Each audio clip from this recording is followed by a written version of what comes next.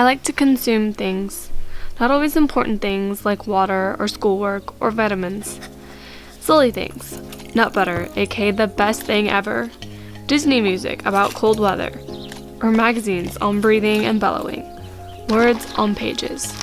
Of all the things I consume, I guess you could say my pages are my most prized possession. I keep my books on a shelf, and although I don't often write love letters unless they're a parody for a certain something, I have ones I've written on pages about pages. There's one for every book I've ever loved. 5 in all. Let's start with the first. Dear Charlotte's Web, you were the first book I ever truly loved. I remember begging my mom to bring me to Borders so I could get a copy of my own. I was reading my teacher's copy beforehand. There were only a few chapters left and I finished it that night. It's my very own edition. I knew I was helpless when I legitimately considered asking my parents for a pet pig as a birthday gift, and felt close to tears every time someone wanted me to kill a spider. You taught me to be more open to all creatures and colors, and you gave me my love for words. And for that, I'll always cherish you. Dear Percy Jackson, while other kids had Hogwarts and Harry Potter, I had Camp Half-Blood and you. I remember bringing your worn paperbacks to restaurants and staining the pages, and my mom scolding me for reading while eating. I remember late nights feeling absolutely crushed about Lives Lost and Titans Cursed. I remember being obsessed with Greek mythology and sharing it with all my friends. Your stories make me smile. I remember what it's like to be young. I know I can read it at any place and at any age, and I'll still feel all the same.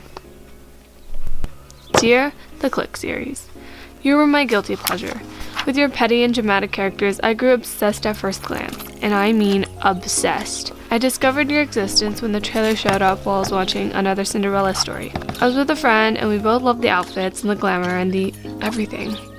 Although it was quickly clear that she grew tired of it after a while, I didn't.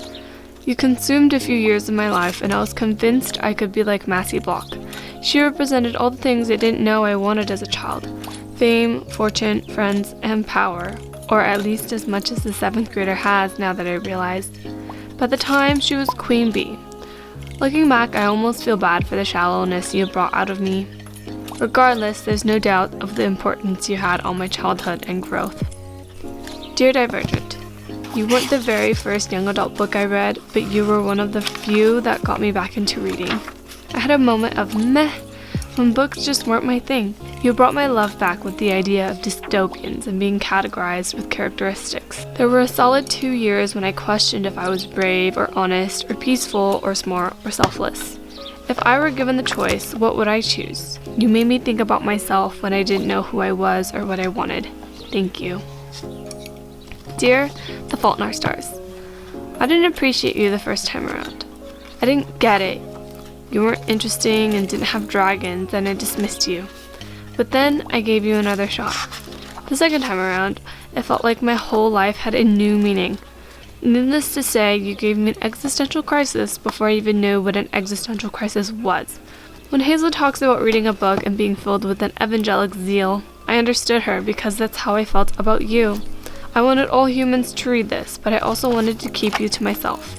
It was weird and impossible and painful and perfect. Of course, these aren't all the books I love.